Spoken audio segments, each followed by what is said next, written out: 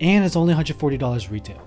And free shipping on top of that. A lot of the custom keyboards from China, yeah, it's gonna cost a little bit to get shipped from China. That's just the way it is. Like the drivers and the people that fly the airplanes need to get paid too, okay? And the best thing about this, you can get this RGB goodness from the store. Like you can go to Best Buy, you can go to Micro Center, you can buy from Amazon. There's a really important thing about that. You can return it. Buy it, bunk, damaged, broken, return it. Can't really do that with custom keyboards from China. They'll often work with you, sometimes they won't, or sometimes these vendors just disappear. Poof, exit scam. That's been happening a lot lately in our mechanical keyboards, so keep that in mind. All right, let's get back to this keyboard here, all right? Aesthetically speaking, this is quite minimal. I would have loved to see a high profile case instead of this low profile case, which means that all these switches are exposed. It's an aesthetic, sure, you get the RGB, but it looks less professional. But if you wanted to go with a high profile case, it would end up being a little bit more expensive because it's more aluminum, a little bit thicker, a little bit heavier. And with a full size keyboard like this, a lot of space, a lot of material. So if they cut down and just do low profile, getting a $120 price point is a worthy trade-off, I think. So we'll settle with having exposed switches. And it gives space for the RGB to shine. Quite literally, look at the shine. Like I turned off the light, turn on the light, it's pretty dang bright. So it can flashbang you if you want, or you can turn that off like that, just on, off. So if you want to bring this to work, it's pretty light. Pick it up one hand, I'm holding it in one hand, no problem. Just turn off the RGB so no one stares at you. But then again, if you're gonna use the optical reds or optical clicky blues, don't do that. Red switches in general have a lighter actuation, so when you press down on it, it's not really pushing back against you that much.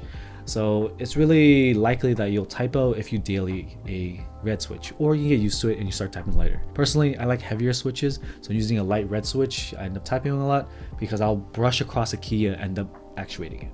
But in terms of using this for work, actually, it's a gaming keyboard, so let's go into the gaming aspects. In terms of comparing this to the V1, they got rid of the gross integrated cable. So now it's just a USB cable. In terms of the keycaps themselves, these are gaming oriented, right? Meaning y'all gonna be sweaty, you're gonna be playing for hours and hours and just hitting the keys hard. You got the PBT double shot. PBT is a plastic material that's a little bit more, I wouldn't say shine resistant, it just takes longer because of the material itself. ABS typically is poppier, PBT is usually deeper. GMK, GATK, DCX, whatever, they're all gonna shine. It's not the oils from your fingers. You're not juicing all over the keycaps.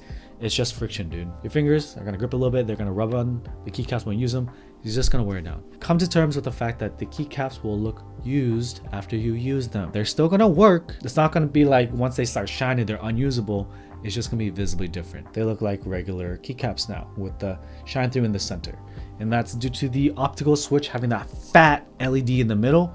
It's gonna shine really nice. And it looks very bright and fun if you're into that aesthetic. And like I mentioned, the optical switches, this is using optical switches, not cherry switches, so it will not take alternate keycaps. So those of you who want to customize, this is not for you. Treat this as an all-in-one and not modifiable. The idea is that you don't have to stress about the decision making about what keycaps, what switches, whatever, before you use the keyboard. You buy it, use it, and you're good to go. As for the features that stand out, it's pretty standard ASUS ROG here. Angle changes like the flat, pop the little one, pop the big one. So you got two angle changes. You got a detachable wrist rest, which looks and feels great. It's like a faux leather and it's quite comfortable. Plastic underneath, rigid, but the top is pretty smooth and soft. Tons of RGB, of course. And you got your dedicated media button and the scroll wheel for volume control for RGB.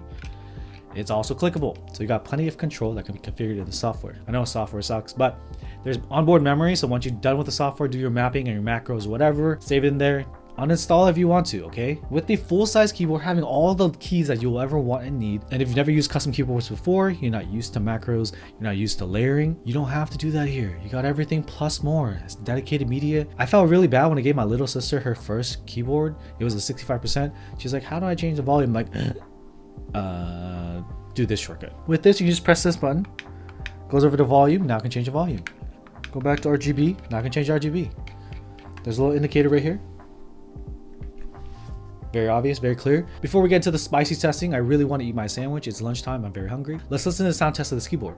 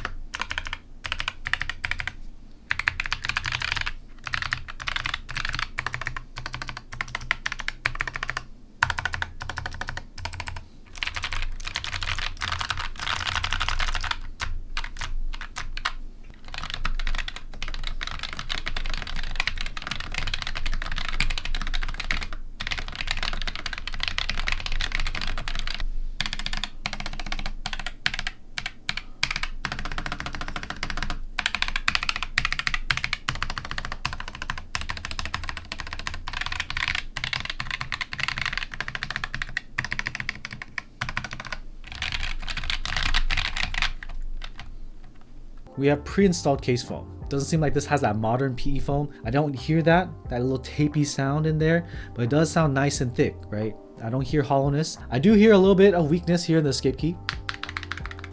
It's the edge of the keyboard. Other CNC aluminum mechanical keyboards as well. The escape key is where it's weak. The switches and stabilizers are lubed. We've got CoStar stabilizers here, which are just amazing for factory pre-builts because you never have to mod them. You don't have to change them up. They're good to go. They're kind of annoying to switch your keycaps, but you can't anyway because these are specially made for optical. I'm sorry. Stabilizers are perfect, man. L shift, spacebar, right shift, enter, backspace. No ticking, no rattling. CoStar stabilizers are really, really good for this use case. As a product, it's ready to use and ready to go. Overall, the clickies hurt my ears. I need to get some help. The reds sound pretty solid.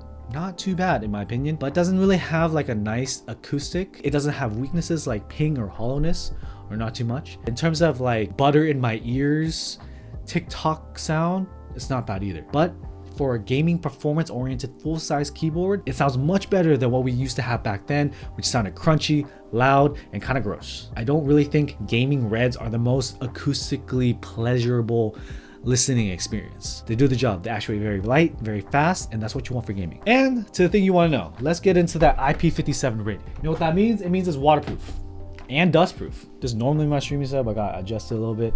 Yeah, so we have here our sandwich. I'm quite hungry. I'm quite famished. If you don't know about banh mi is it's like Nature Valley. It's delicious, right? Get our little water here. IP57 means it can handle clean water, so no boba, right? Here's a nice banh mi. Looking delicious. This is Tuk Nung, and let's just get some dust on here.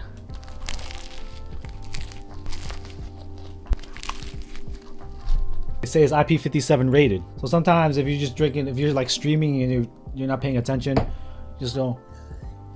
This is real water. Just spill onto the keyboard. That's not great, but it's IP57 rated, right? Live notepad right here. You're just testing to see if it works. I asked them about the waterproofness. They said you want to let it dry for 72 hours because of the refraction of the optical switches. The water's going to make it reflect. I am not going to wait 72 hours. This is the worst case scenario. To the USB plug, which is the main thing, but I think this keyboard works. And the main thing I'm really concerned about is the mess I made because my desk is not waterproof. Dry off this water. Good amount of water here. Banh mi covered wet keyboard. Normally I wouldn't be eating or drinking on top of a keyboard. My God, my desk is super wet and my shirt is wet too. As for the IP57 rating, I do trust it. Optical switches are a product that exists in the market, and you know, if you like the actuation of optical switches, you know it's for you. And I do think that the sound of these switches is really solid, so you're not gonna lose anything in terms of the sound department. It's gonna sound smooth and it's gonna do the job. But acoustically speaking, this is not my favorite sound. There's nothing wrong with the sound, it's just inoffensive. The main thing that confuses me is when you look at this keyboard, you're gonna want mouse space, right? So you don't have much mouse space here. Your hand's gonna hit this really quickly. So if you're gonna use a full size for gaming, I think you're often gonna end up turning it by a lot. I think it's primarily just those people that have been using full sizes forever and they don't want to let it go. Because practically speaking, a 75% is probably the best gaming layout. You still get your F keys, so if you play some MMOs, and you still got your arrows if you want to play MapleStory. Some other games use arrows as well. Like Helldivers, dedicate arrow keys is really clutch, and typically numpads for productivity. But hey, this keyboard can give you everything you want and has all the gaming spec that you may need, so it can do everything, all for a pretty low price. And once again, as this still drips on my shirt, this package is $139.99. Depending where you buy from, some other stores may have it at $140. Right now on Amazon, the linear snow switches are $113. That is an amazing price. That's switches, keyboard, keycaps, all lubricated and ready to go. And you can buy from Amazon or Best Buy or Micro Center or whatever brick and mortar store sells electronics in your area. Shoot, and likely those stores can ship it to you for free as well. And it's easily returnable. Okay, if there are any issues or even if you just don't like it, can you return a keyboard that you don't like to China after a group buy? No, you cannot. That's not a thing. And with some of the issues we're seeing on our mechanical keyboards, some vendors are straight up exiting and not fulfilling their orders. Recently, GMK Andy mentioned that MyKBEU didn't even pay for the keycaps that they ordered.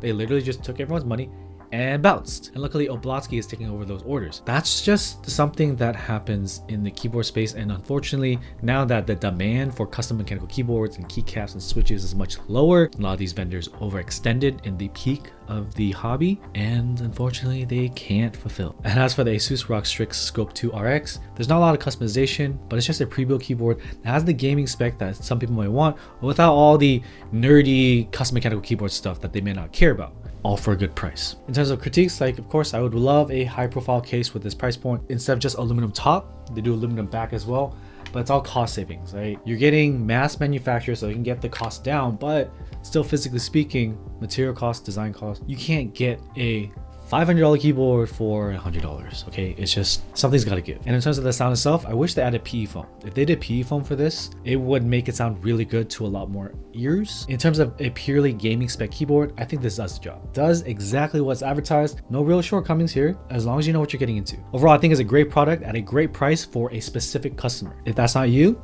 then there's plenty of other options. Their Asus ROG Azoth is actually a banger even for enthusiasts. So perhaps look into that one. It's just a little bit more expensive than this one though. Thanks for watching. Thanks Asus for sponsoring, and I'll see you in the next one. Peace.